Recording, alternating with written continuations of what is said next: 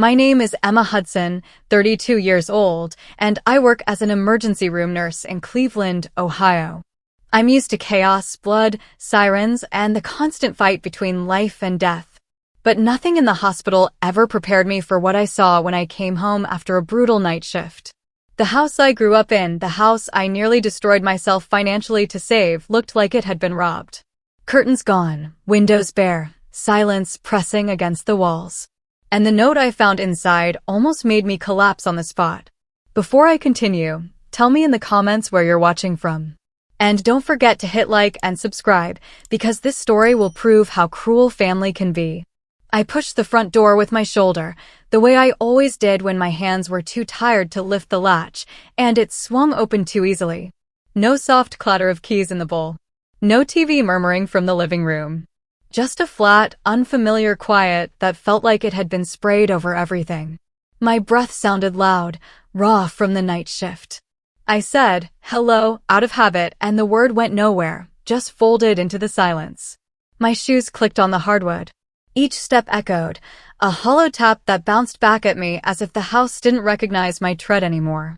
I looked left toward the living room, expecting Dad's sagging plaid sofa, the grooves where he sat, the blanket that always smelled faintly of aftershave. Empty. The spot where the coffee table used to stand was a pale rectangle on the carpet, surrounded by a darker ring of life, spilled salsa, wiped up tea, nail polish that never fully came out. A draft slid under the bare windows, thin as a blade. No curtains. Their absence made the glass seem naked and too bright. Outside, a bus hissed, then faded. Inside, I stayed still, waiting for some ordinary sound, the refrigerator hum, the tick of the thermostat, but there was nothing. The staircase rose in front of me, and I lifted my gaze out of reflex, searching for faces. The wall was blank. Last week, was it last week? There were frames staggered up the steps, Mom in her nursing whites at graduation, Dad in a faded baseball cap, Josh in a ridiculous prom tux, me with a terrible haircut, squinting into a county fair sun. The nails were still stuck in the drywall. The faint rectangular shadows where the photos had shielded the paint were the only proof that memories used to hang there. I reached the banister and ran my fingers along the wood. They came away with dust I didn't recognize. Then I turned right, toward the corner where Josh's brown armchair always squatted like a lazy dog. He'd sink into it with a pizza box balanced on his stomach, grease pooling in the cardboard, shoes kicked under the coffee table so I'd trip on them later. Now there was a square of flattened carpet, the shape of a body long gone. "Okay," I whispered, though there was no one to reassure. My heartbeat picked up, the way it does when a monitor starts beeping in triage, and you don't know yet if it's a bad lead or the beginning of something catastrophic. I headed for the kitchen. The doorway felt wider without the hanging calendar that used to smack me in the shoulder every time I walked through.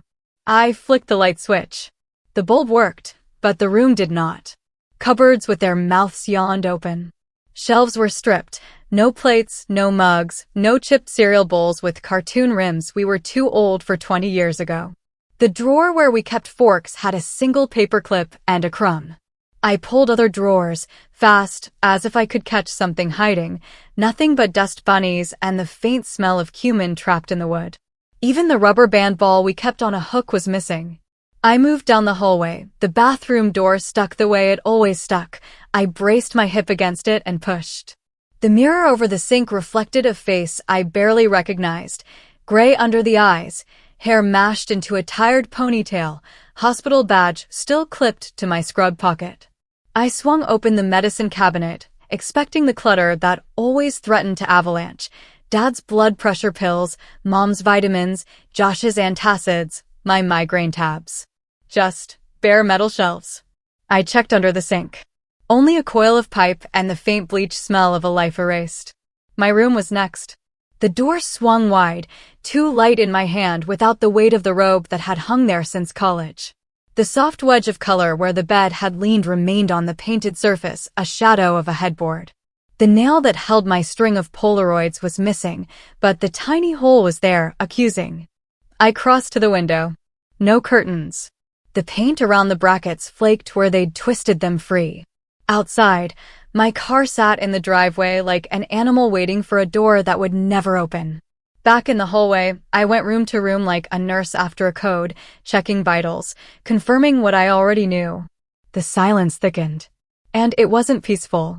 I leaned against the doorframe to the living room and tried to map the absences onto memory, as if the shape of what was missing could bring it back.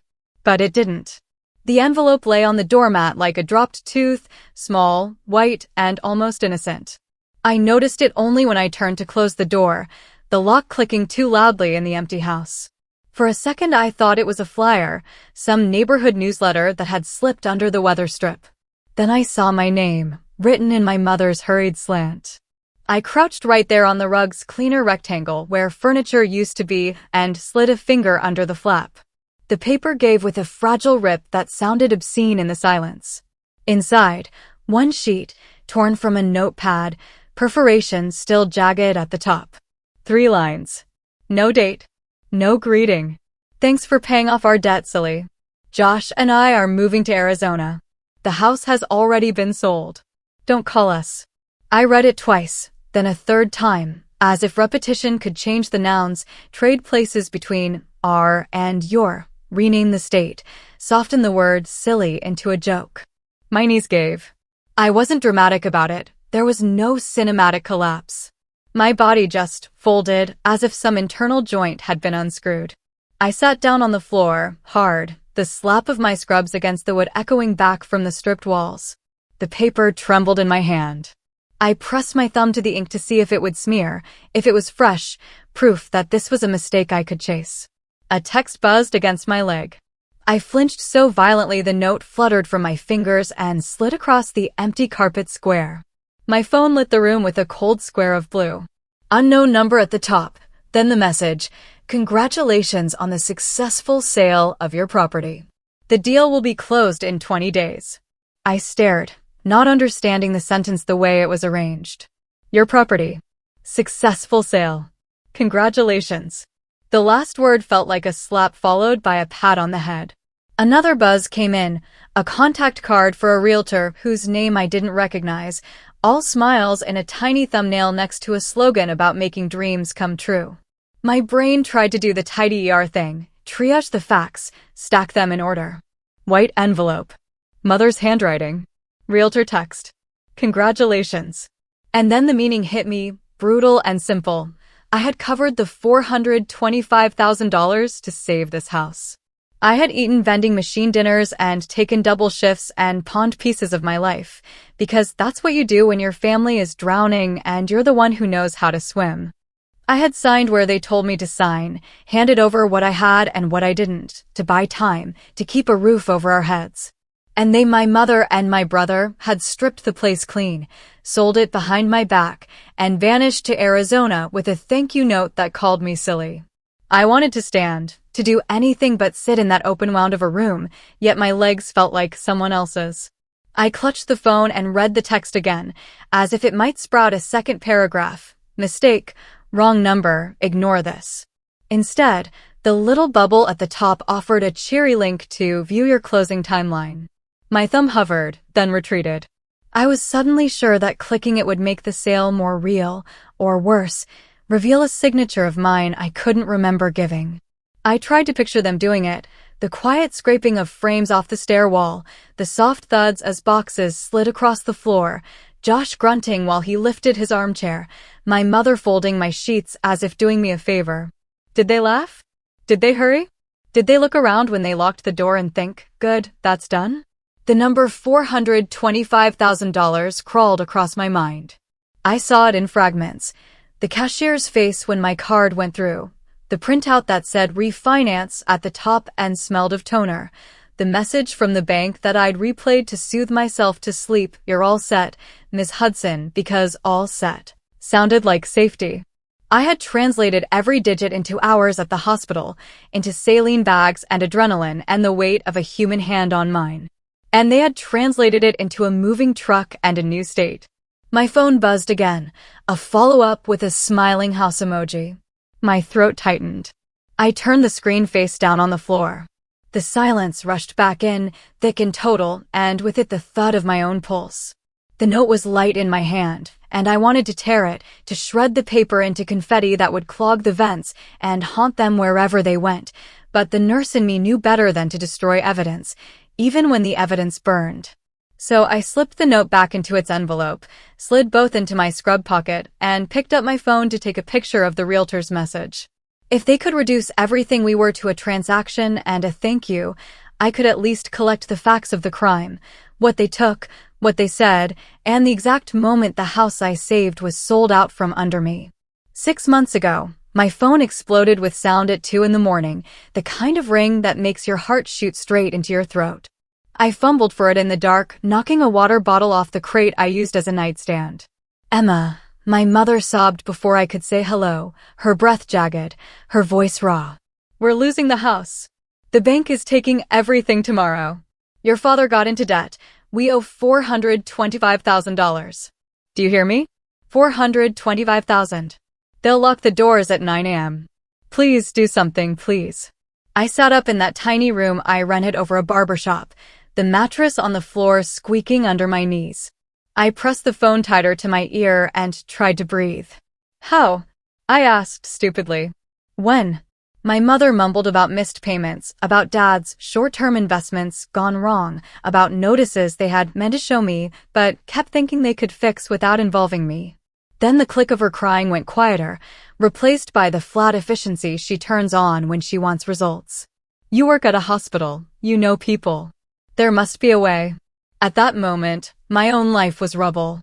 2 weeks earlier, I'd left my boyfriend after discovering his idea of space included a new rent-splitting roommate who wore my sweatshirt in our kitchen. I had moved out with 2 duffels, a busted lamp, and the kind of numbness that feels clean and poisonous at the same time. I was sleeping 4 hours a night between shifts and eating whatever fell out of the vending machines, peanut butter crackers, stale honey buns, chips that left orange fingerprints on my scrub pants. I told no one I'd stopped paying for health insurance to keep my credit card balance from hemorrhaging. I told no one I sometimes counted quarters to decide if I could afford oatmeal from the cafeteria. But the words, "We're losing the house," hit a place I didn't know was still soft. That house wasn't just a building. It was every sleepover, every birthday banner, every night I nursed a flu on the sofa while Mom tucked a cold cloth under my neck. It was Dad burning burgers on the barbecue and calling them blackened specialty, while Josh and I laughed with our mouths full. It was unfair in 1,000 ways, and it was ours. I opened my laptop on my knees and started doing the math while my mother's wet breath pulsed in my ear. Numbers became hours. Hours became bodies wheeled into trauma. Trauma became dollars I did not have, yet promised anyway. I told her I'd fix it. I told her not to panic. I told her to sleep.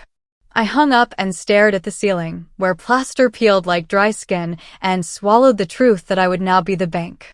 The next morning, I took every overtime slot I could grab, floated to departments I didn't even like, traded holidays and weekends, said yes to every grim hour nobody wanted. I called lenders in the break room with my lunch untouched, the fluorescent light turning my hands the color of paper. I signed forms with my pen shaking. To make the payments work, I canceled my health insurance, telling myself I was young and careful and that nothing bad happens to the person who knows how to stop bleeding. I brought in store-brand instant packets I found on sale and stirred them into hot water until the bitterness felt like penance. On good days, I made it to the grocery store for a loaf of bread, a jar of peanut butter, and eggs. On bad days, I fed dollar bills into the vending machine and pretended the metal curl was a generous hand. I kept my locker stocked with aspirin and ate in the stairwell so I wouldn't have to explain to anyone why I was crying over a sandwich crust. On nights when the ER felt like the mouth of a storm, I'd tell myself the same thing: "You're doing this for home." The payments landed like bags of saline thudding onto a supply cart. Each time I transferred a chunk, the largest sums I'd ever moved in my life, my stomach flipped, but I kept going. I ignored the way my chest tightened when an ambulance siren matched the pitch of my anxiety. Meanwhile, my parents posted photos on Facebook. Dad poured champagne into tall glasses I'd never seen in our cabinets. Mom smiled into the camera with a caption in all caps: "The Hudson family always wins." In the background, I could see the corner of the dining room I'd scrubbed before work, the good plates, the fake crystal napkin rings we only used at Christmas. Their friends flooded the comments with hearts and clapping hands. So proud of you. Hard work pays off. What a team. I sat at the same table, at the edge of the frame, chewing bread and butter because I didn't want to waste the roast on a stomach that hurt all the time. I wanted to say something, to type a caption that told the truth, to claim even one sentence of the story I was paying for. But the word stuck, and the moment slid past me like a tray down a corridor.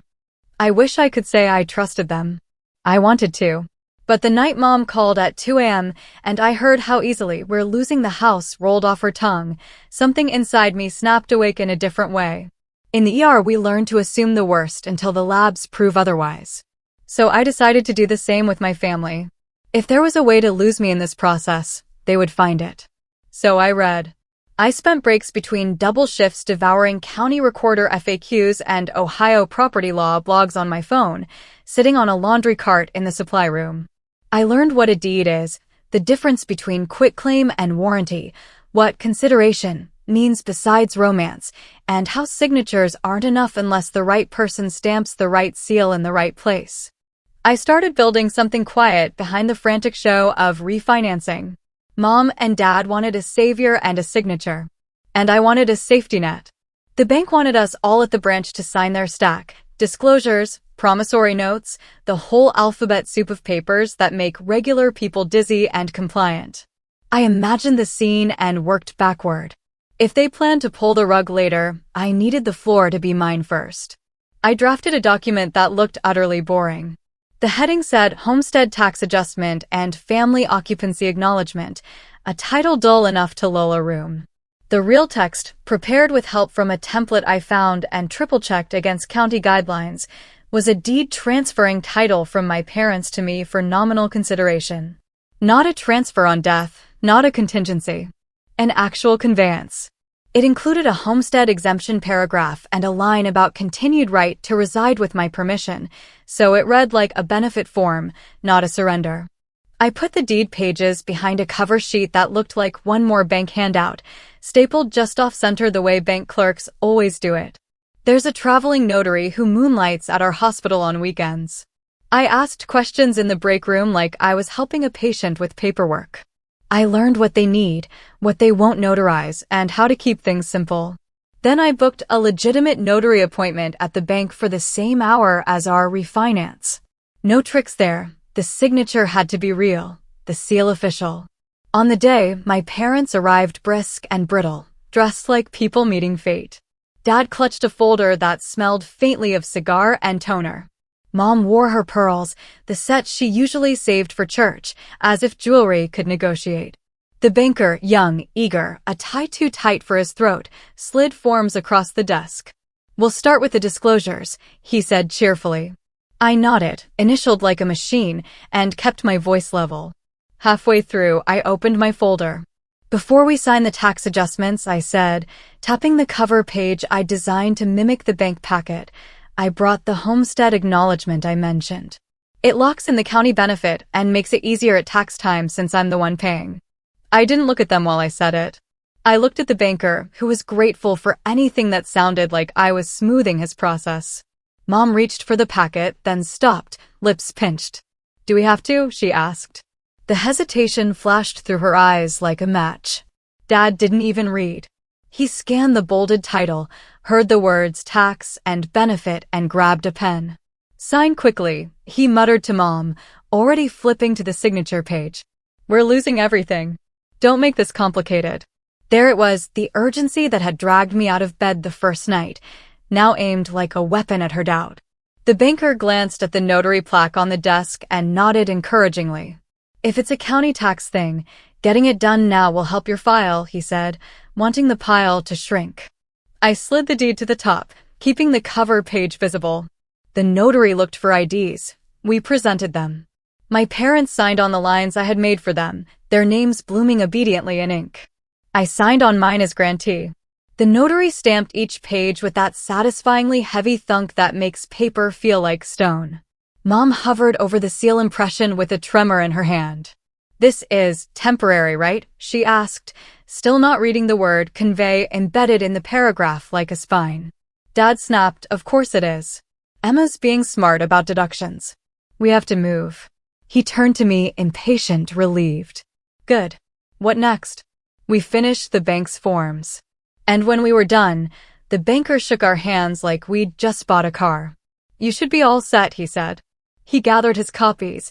I gathered mine. Mine were heavier. On my way to work that night, I stopped at the county recorder's office before the windows closed.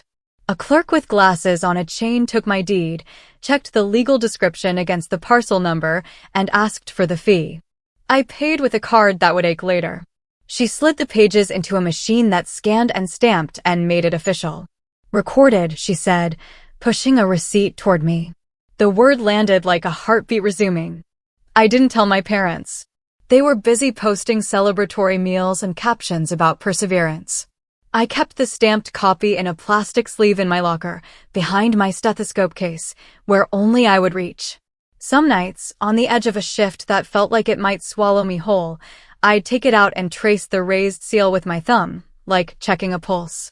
A week later, Mom called to ask if I had kept up with the tax thing. I said yes. She sounded relieved and bored at the same time, the way people do when the problem is solved for them. Dad texted a thumbs-up emoji. Josh sent a photo of a pizza. Life thundered forward. I stacked more shifts, made more payments, taped my sleep together with cheap coffee and stubbornness. The deed sat quiet, doing its invisible work. They thought what we signed that day was the paper equivalent of a helpful cousin, present, temporary, easily dismissed when no longer convenient. They didn't see the spine beneath the bland title. They didn't hear the difference between a favor and a transfer. Maybe they couldn't. Maybe they refused. Either way, when the dust of our refinancing settled, the house didn't just rest on the same cracked foundation. It rested on my name. I had given them a safety net and built myself a lock. And now I sat on the floor with my back to the cold wall, the envelope limp in my hand. My phone lit up with the first ping before I was ready. Then another. Then a steady drip, the four of other people's certainty. Mom's post was at the top of my feed, a selfie taken at some airport gate. Her eyes were red in a way that photographed well. The caption read, "How hard it is when your own child turns their back on their parents. Sometimes the people you love forget where they came from. Pray for us." A prayer hands emoji. A broken heart. A plane. Underneath, the chorus arrived on schedule. "Hang in there, dear. Children are ungrateful. You did everything for her. The Bible says honor thy mother. Sending love from Mesa." Each comment felt like a tiny verdict. None of them had sat at this window last winter and taped the drafty seam with painter's tape. None of them had watched me click submit on payments that made my chest tighten until I had to bend over my knees to breathe. I scrolled, knuckles whitening around the phone. Dad didn't post words. He never did. He put up a photo of our porch, no, my porch, taken weeks ago, the evening sun catching the railing. The caption was just a quote card in block font, "Family first, always." The likes climbed by the second, as if virtue itself were measurable in hearts. A call came in from an unknown number. I let it ring out, then watched a voicemail transcript crawl across the screen. "Hey, sweetheart, it's Uncle Rick. I'm hearing some upsetting things. Call me." He called again 10 minutes later and didn't wait for permission. "Emma," he said when I answered, his voice pitched low with the authority of a man who believes he is reasonable. "Stop it. Your parents gave you everything. Don't you feel sorry for them? They're in a hard spot." I looked around at the absence they had made, at the pale rectangles on the carpet where tables had stood, at the nails like punctuation marks on the stair wall. "A hard spot," I repeated, tasting the words. "They sold the house while I was at work." "They were desperate," he said, rolling the word around like a marble. "You know your mom's nerves. And your dad, he's proud. You're making this public. Posting. It's not a good look." "I haven't posted anything," I said. "I'm sitting in a room with no chairs, holding a note that says, 'Thank you, silly girl.'" He made a sympathetic noise that had no sympathy in it. "You've always been emotional. Try to see the bigger picture. Family has to stick together. Right, I said, and heard the click when he decided the conversation was over long before the call ended. He shifted to the closer's tone. Do the right thing. Make it easy. They're older. You'll understand when you're a parent. After he hung up, the quiet came back with a vengeance, followed almost immediately by a text that popped up like a gnat. Josh. Don't be rude, sis, you're exaggerating a little. The house has always been ours. I stared at the bubbles as they stuttered, disappeared, returned. I imagined him somewhere with a cheap beer, telling a story where I was the villain. I typed, deleted, typed again. What came out was small and sharp. I paid for ours. He replied with a laughing emoji and then, you're being dramatic. Mom said you're tired. Get some sleep. We'll talk when you calm down. The humiliation came in waves. I still wore my hospital badge. My hair still smelled faintly of antiseptic and stale coffee. My body still thought it was in tria, ready to sprint when the doors opened, except no one was coming and the emergency was mine. Another post appeared, this one from Mom's best friend, a woman who had once mailed me a $10 Starbucks card after I got into nursing school. Some kids forget who wiped their noses, she wrote over a photo of her backyard fountain. They forget the sleepless nights and packed lunches. But God sees. He sees who honors and who betrays. The comments preach. Amen. Exactly this. I put the phone face down, but the pings vibrated through the floorboards and into my spine. I lasted 3 minutes before flipping it back over, and, doing what you do when you've been accused, I looked for evidence that would absolve me in the court of people who had already reached a verdict. I scrolled my camera roll. Photos from the night shift, scrubs wrinkled, eyes rimmed red, a paper cup of instant coffee, the sunrise pinched between the hospital's concrete wings. A shot of my bank app taken at 2 a.m., the balance a bruise. A screenshot of the refinance confirmation. Receipts. The deed with the raised seal, a faint shadow of my thumb shining like an admission. My phone rang again. Cynthia from church. I didn't pick up. A text arrived instead. Your mom is devastated. Be the bigger person. A cousin I hadn't seen in 3 years messaged, I heard you kicked them out. The neighbor from 2 doors down posted in the neighborhood group, sad to see longtime residents forced out by selfish kids who don't appreciate history. There was a blurry photo of a moving truck to prove it. The comments filled with nostalgia, none of it accurate. I moved from the wall to the middle of the room. The sunlight shifted along the floor, inching toward the front door, as if it, too, wanted to leave. Between pings, the house exhaled. I could hear the neighbor's mower, a faint siren somewhere too far away for me to stand up. Emma, my voicemail said when I finally checked it, this is Pastor Mike. Your mother is hurting. Call me when you can. Then, Emma, it's Aunt Lorna. Whatever this is, it's not worth it. Then, unknown caller and a recorded voice. We have an exciting cash offer on your property. I threw the phone a little too hard. It skittered and bumped the baseboard like a small animal. When I picked it up again, Josh had sent a photo from an airport bar, 2 beers and a boarding pass.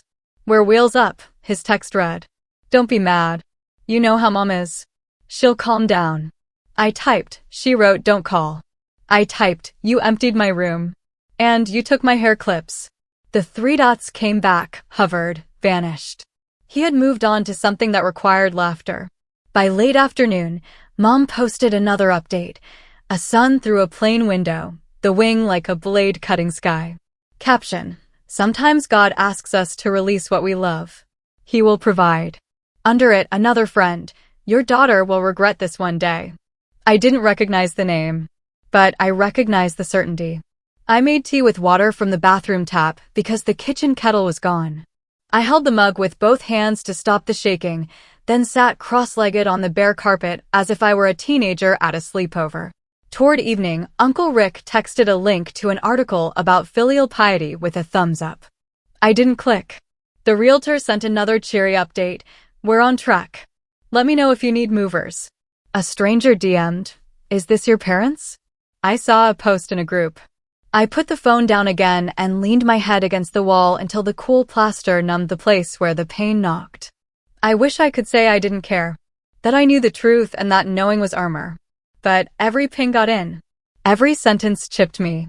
I could feel myself shrinking to the size of their story. Ungrateful daughter, dramatic nurse, the silly girl who forgot to be kind. I spent the next morning moving slowly through the living room like an archaeologist in a looted site. I was picking at a piece of tape left under the window frame when I heard a soft knock, not on the front door, but on the side entrance by the driveway, the one only neighbors used. Emma, a voice called, tentative and warm. It's me, Mrs. Kerrigan. I opened the door to find her in her quilted jacket, gray hair pinned back, a box in her arms that she held like it might break. She'd lived 2 houses down since I was 9, the kind of neighbor who remembered your birthday and watered your mums when you forgot. She looked smaller in the morning light, but her eyes were bright with a steadiness I needed. I would have called, but I wasn't sure your phone. She glanced past me at the empty room and seemed to gather herself. I saw Josh taking things out yesterday, she said, lifting the box a little. He wanted to throw this away. I didn't let him. I stepped aside. The box was one of the sturdy paper kind from the office supply store. The lid bowed in the middle from whatever was stuffed inside. She set it carefully on the floor in the living room, then straightened with a tiny wince. I told him, that's not trash, that's history, she said, catching her breath. He laughed and said it was just old junk. Your mother told him to leave it by the curb. Well, I happen to know your grandmother's handwriting when I see it. She pulled off the lid. The smell of old paper came up, warm and dusty. Inside were photographs, hundreds, maybe more, still in the envelopes from the drugstore. Some were bundled with rubber bands, others stacked in no particular order, corners bent and soft from years of flipping. On top was a photo of me at 6, frosting on my chin, my father pretending to steal my cupcake. Behind it, Mom holding infant Josh in the hospital, eyes swollen and happy. Halloween costumes. First day of school.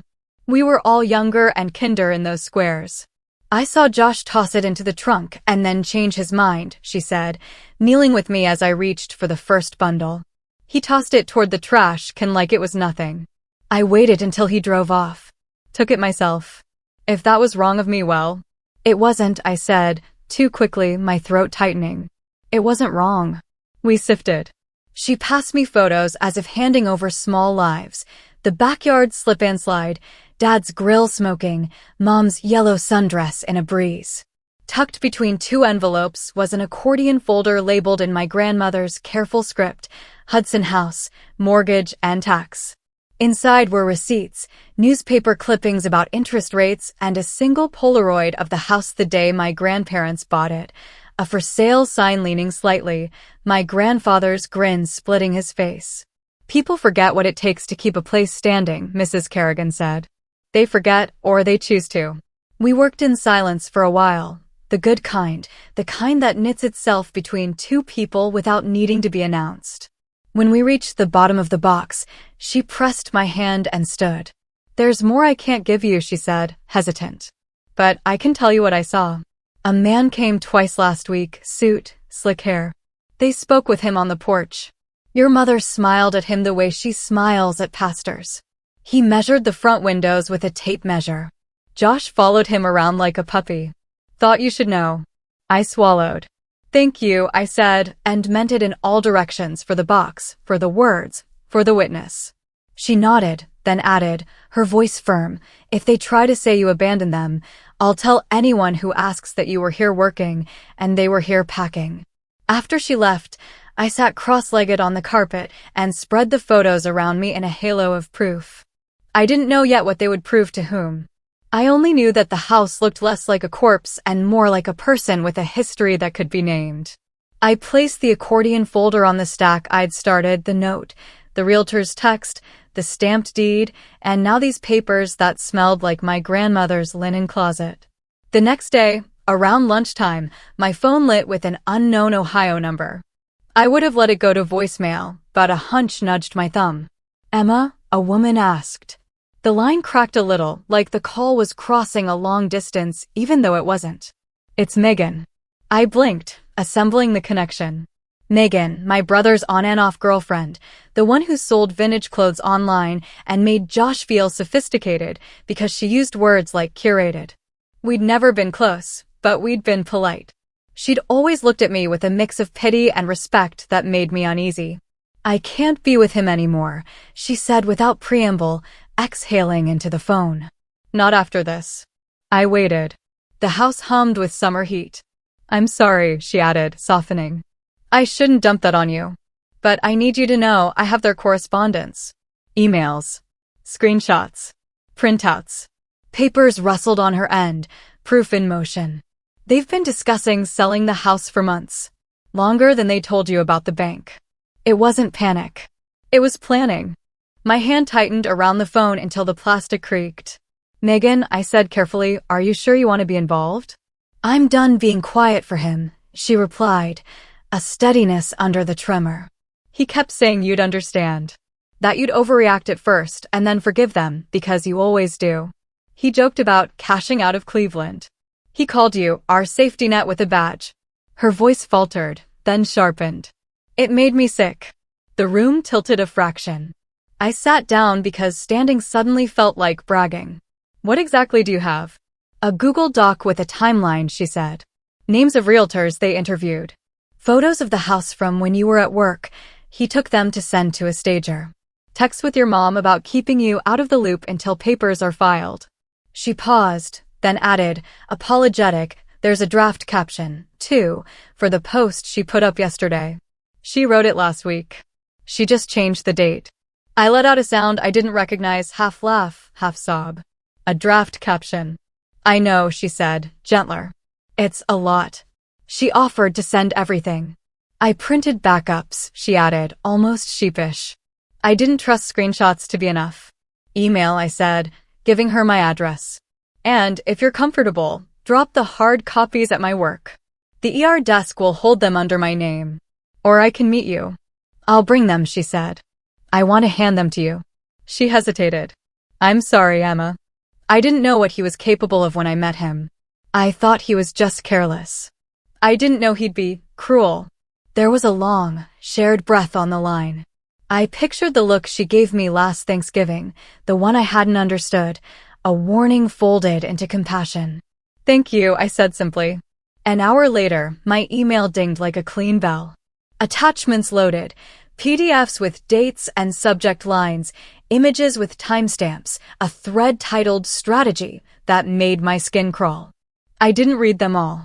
I scanned enough to anchor the feeling rising in me, something stronger than despair and quieter than rage. The truth had weight. It wasn't just mine to carry anymore. By evening, Megan knocked.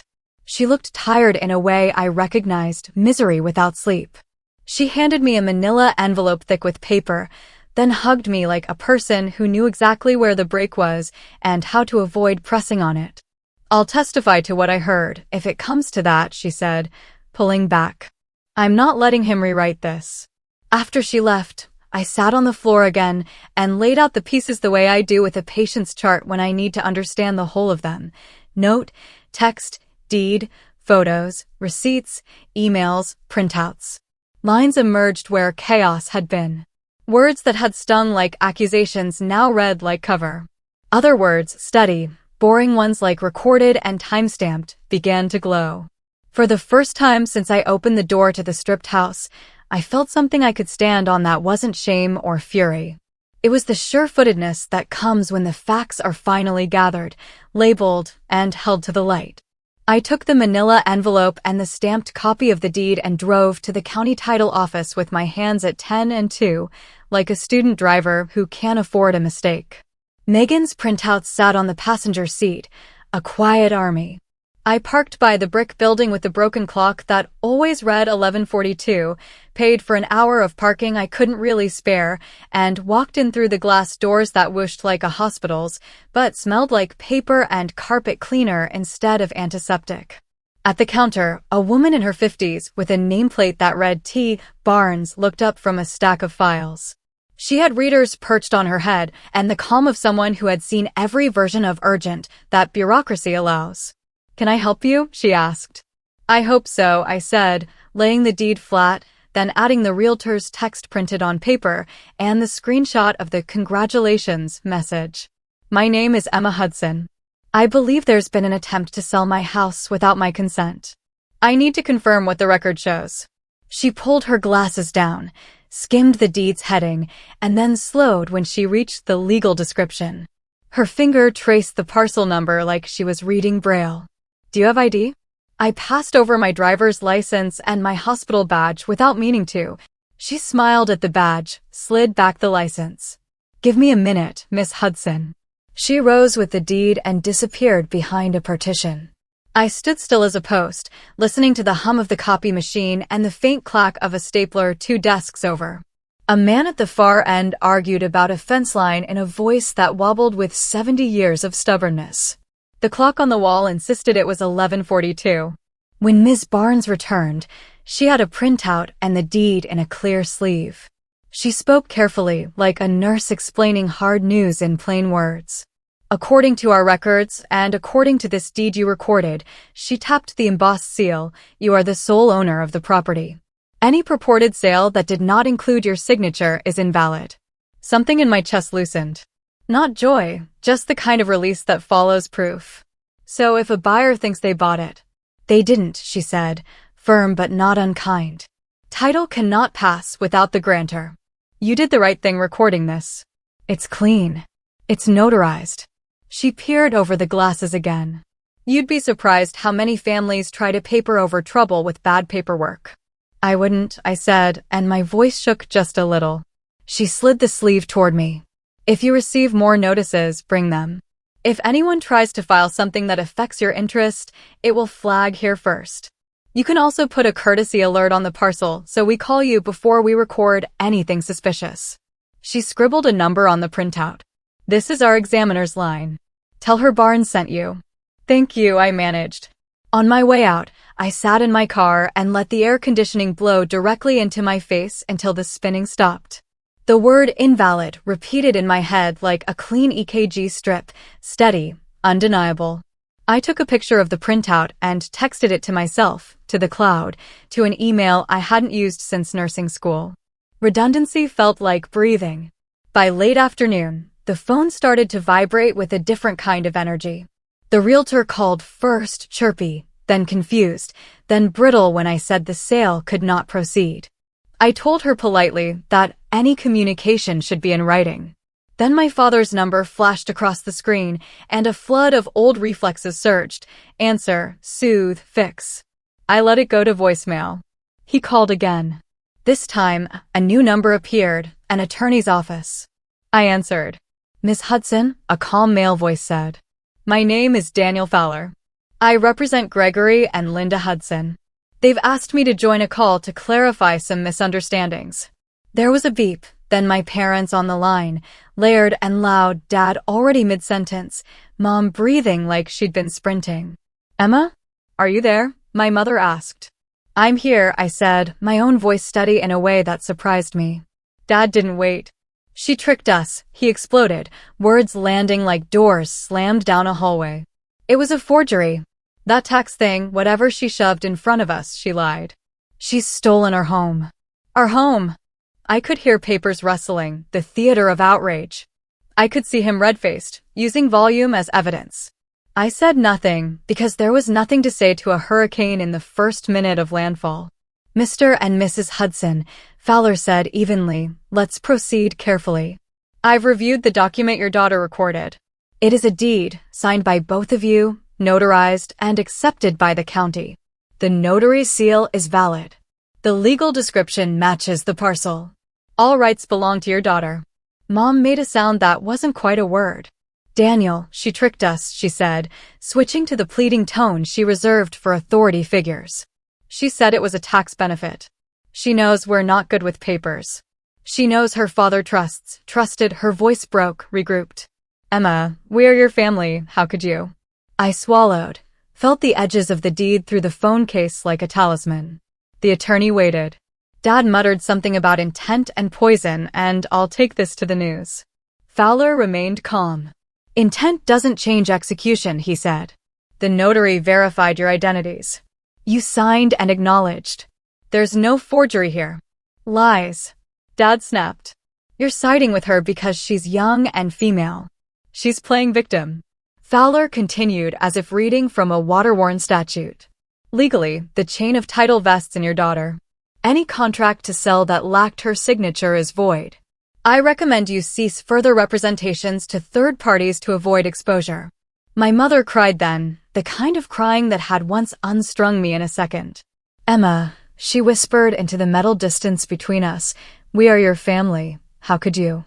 I closed my eyes. The empty rooms of the house rose around me. I saw the note on the floor, her handwriting looping through the word silly. The truth in my pocket pressed against my thigh. "How could you?" I said back, not loud, not theatrical, just true. "I gave you everything. And you abandoned me."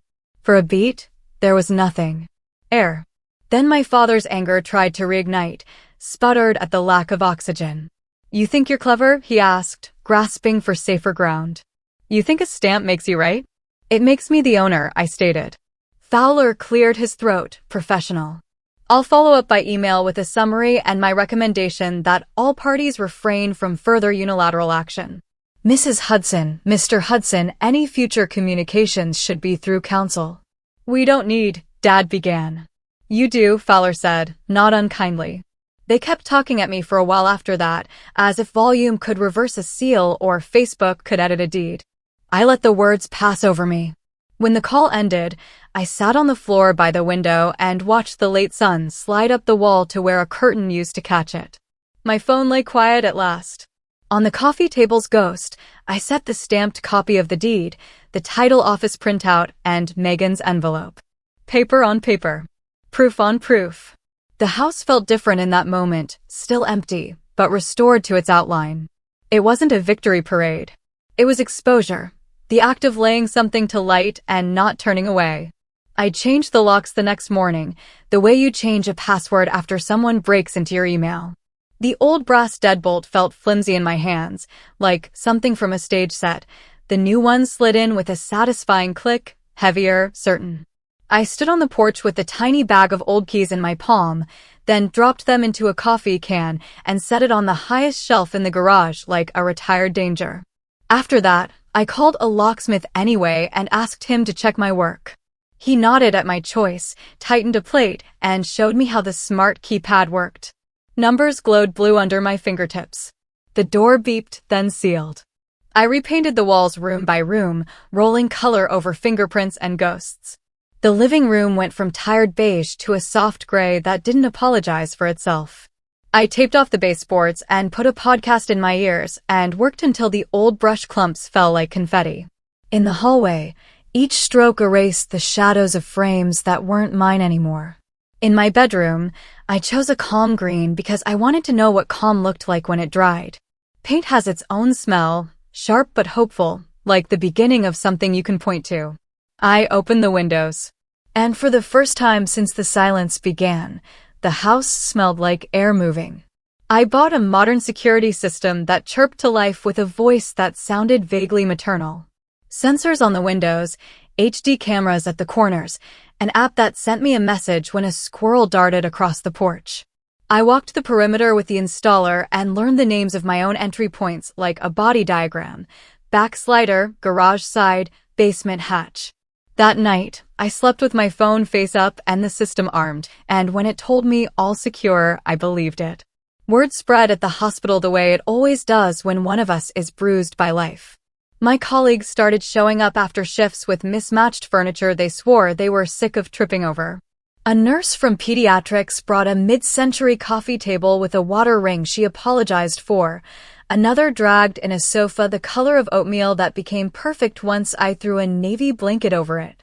One of the techs arrived with a wide grin and a box labeled Kitchenish, which turned out to mean mugs, a kettle, and a skillet good enough to fry an egg without tears. Our charge nurse parked at the curb and recruited 2 interns to carry in a bookcase that had once sat in her son's room. She wiped the dust off the top with her sleeve and said, "Don't argue with me," and I didn't. Mrs. Kerrigan came by with curtains she'd sewn for her guest room a decade ago, white cotton with a thin blue stripe. We stood on chairs and threaded them onto rods, and the house exhaled in fabric. When the wind moved, the curtains lifted and fell as if the rooms were breathing. In the evenings, I'd sit on the oatmeal sofa with my feet tucked under me and a secondhand lamp throwing a kind light across the gray walls, and I'd feel a small animal of gratitude curl up at the base of my ribs. I fixed what I could with my hands and hired help for what I couldn't. A plumber with kind eyes replaced a whining valve. An electrician rewired the ancient porch light and installed a motion sensor that made the front steps bloom when I returned after midnight shifts. And patched nail holes, scrubbed baseboards, and learned how to caulk a seam without getting it all over my elbows. Almost overnight, the backyard decided to participate. I pulled out the rusted barbecue, Dad's blackened specialty maker, and posted it for free on a neighborhood page. A college kid hauled it away, whistling. In its place, I dug beds along the fence, the soil dark and stubborn. I planted tomatoes, basil, mint, zucchini, peppers. I tucked marigolds at the corners the way my grandmother had, for luck and bugs. By the end of the second week, green tipped up like a series of small flags. One morning, before work, I pinched basil with my fingers and rubbed the oil against my wrist just to carry the smell through the shift. It felt like wearing a secret. I turned my father's study into a pottery workshop. The first day I dragged his heavy desk to the curb, I half expected lightning to strike. Instead, a couple in a hatchback claimed it and waved thanks. I scrubbed the floor until it squeaked, then set a used wheel near the window and a shelf for drying pieces along the wall. Clay made a mess I controlled, slip on my forearms, a smear on my cheek, rings of quiet around my sink.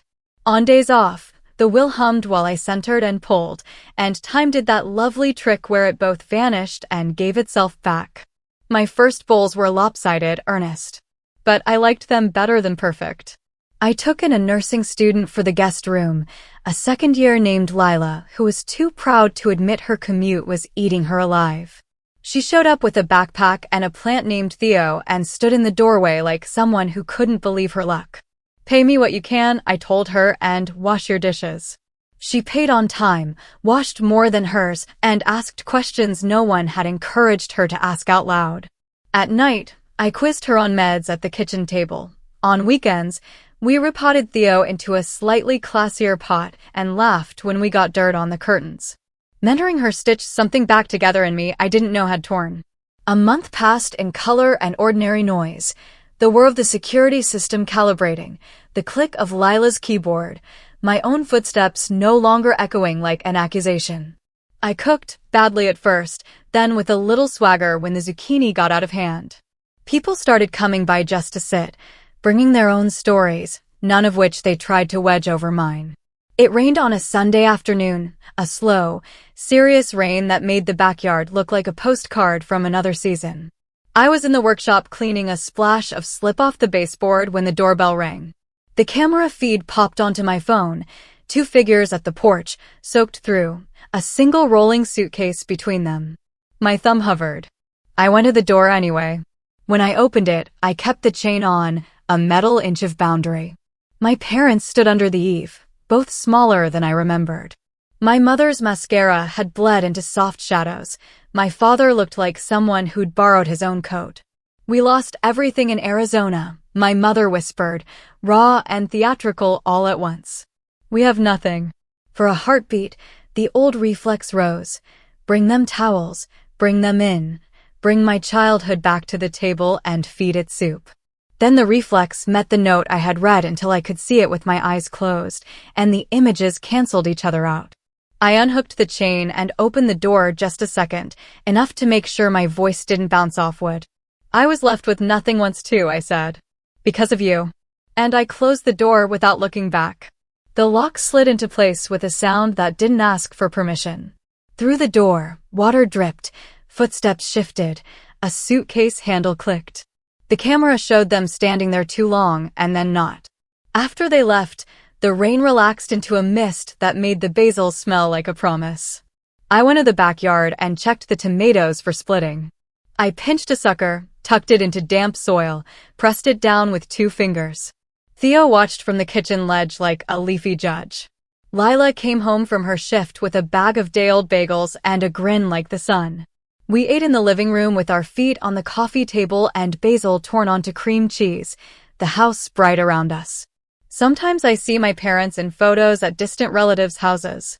Someone posts a birthday cake, and there they are, at the edge of the frame, a cheap rental couch behind them, a print of a lighthouse that belongs to the landlord, faces dulled by a boredom that looks older than either of them. The captions talk about family gatherings and resilience. I just scroll past. I don't block them. And don't press my face to the glass. What I feel is not anger. Anger is hot and proud and hungry. It wants an audience. What I feel isn't pity either. Pity is a performance, a hand to the heart, a sigh, a TSK in a key designed to be overheard. What I feel is space, the exact size and shape of my house with the locks changed and the paint dry, with a student asleep down the hall and clay drying in rings on a shelf. It's a calm that doesn't need to be posted to be believed. And today I stand in my house, full of furniture and friends whom I myself have chosen and led into my life. It smells of fresh paint and coffee, not of secrets and betrayal. The walls that once echoed with emptiness now carry the warmth of voices that I welcome. I finally understand something my years of sacrifice never taught me. Family is important, yes, but your own boundaries are even more important. The house may have been built by my parents, but the foundation I live on now is my own, paid for by my sweat, my sleepless nights, and my faith in myself. It took losing everything I thought I had, love, loyalty, respect, to discover that sometimes the greatest gift you can give yourself is saying no, no to manipulation, no to guilt, no to those who would take until you are hollow. I look out at the backyard, where instead of my father's rusty old barbecue, rows of herbs and tomatoes are growing, green and stubbornly alive. My hands, once trembling as I held that humiliating note, "Thank you, silly girl," are now steady as I knead clay in the pottery workshop I built out of his former study. Life has a way of reclaiming itself if you let it. I think of the day my parents returned, wet from the rain, whispering, "We lost everything." Once, those words would have shattered me. Once, I would have rushed to rescue them. But that day, I shut the door. Because they left me with nothing first. Do I regret helping them? No. Because the money I lost was the price of clarity. I bought my freedom with it. And freedom, I have learned, is worth every dollar. So now I ask you, the one listening to my story, have you ever had to choose between family loyalty and your own survival? What would you have done in my place? Please write your answer in the comments below. I want to know your story too. And don't forget to hit like and subscribe, because there are many more real confessions ahead. When the truth comes out, it destroys illusions, but it also sets you free.